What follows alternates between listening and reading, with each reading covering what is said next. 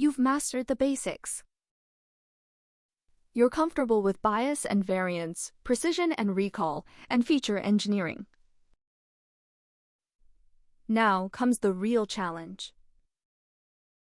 Advanced data science interviews test how you think, how you handle ambiguity, and how you connect models to business impact. In this video, we'll cover 15 advanced data science interview questions, the kind asked by top product companies and data-driven teams. Let's level up.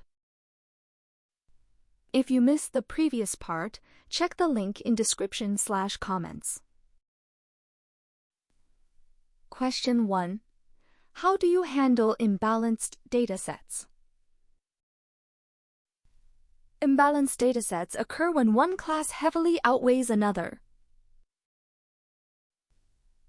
Common strategies include resampling techniques like oversampling and undersampling, using algorithms that support class weights, choosing evaluation metrics like F1 score or AUC instead of accuracy. The goal is to focus on business impact, not just model accuracy.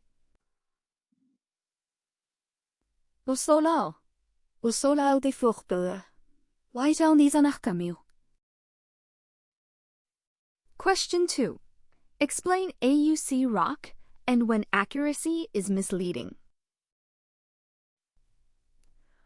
AUC-ROC measures how well a model separates classes across all thresholds.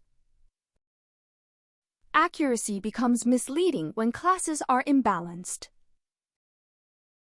A model can be 99% accurate by predicting only the majority class.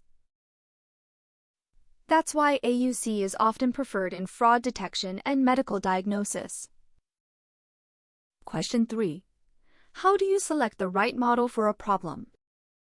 I start by understanding business objective, data size and quality, interpretability requirements, latency and deployment constraints. Model selection is not about the most complex algorithm, it's about the right trade-offs. Question 4. What is regularization and how does it work? Regularization adds a penalty to the loss function to prevent overfitting. L1 regularization promotes sparsity and feature selection. L2 regularization shrinks coefficients smoothly. This keeps models simple and generalizable. Question 5. Explain the difference between bagging and boosting. Bagging reduces variance by training models independently and averaging results. Boosting reduces bias by training models sequentially and focusing on errors. Random forest uses bagging. Gradient boosting uses boosting. Question 6. What is gradient descent and why are learning rates important? Gradient descent is an optimization technique that minimizes loss by updating parameters step by step. A high learning rate may overshoot the minimum. A low learning rate may converge too slowly. Choosing the right learning rate is critical for stable training. Question 7. How do you detect data leakage? Data leakage happens when training data contains information unavailable at prediction time. Signs include unrealistically high validation scores, features derived from future data. Preventing leakage is essential for trustworthy models. Question 8. Explain concept drift and how to handle it. Concept drift occurs when data patterns change over time. Solutions include Regular retraining. Monitoring model performance. Using online learning approaches. This is common in fraud, pricing, and recommendation systems. Question 9. What is SHAP or LIME, and why are they important? SHAP and LIME explain model predictions. They help identify feature importance and build trust, especially for black box models like XGBoost or neural networks. Explainability is often required in regulated industries. Question 10. How do you validate a time series model? Time series validation respects chronological order. Instead of random splits, we use rolling windows, expanding windows.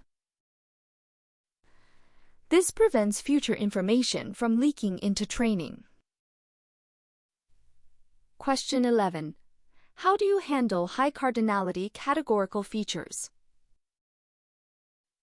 Techniques include target encoding, frequency encoding, hashing.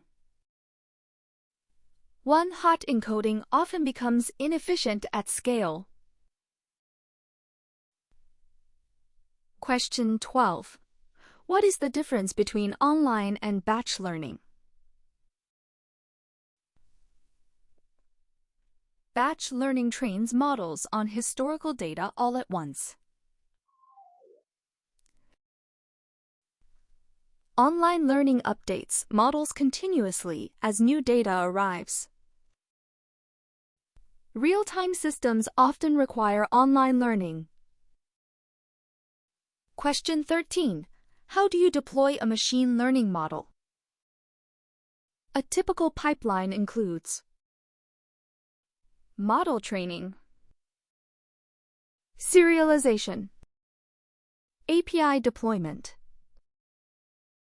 monitoring and logging.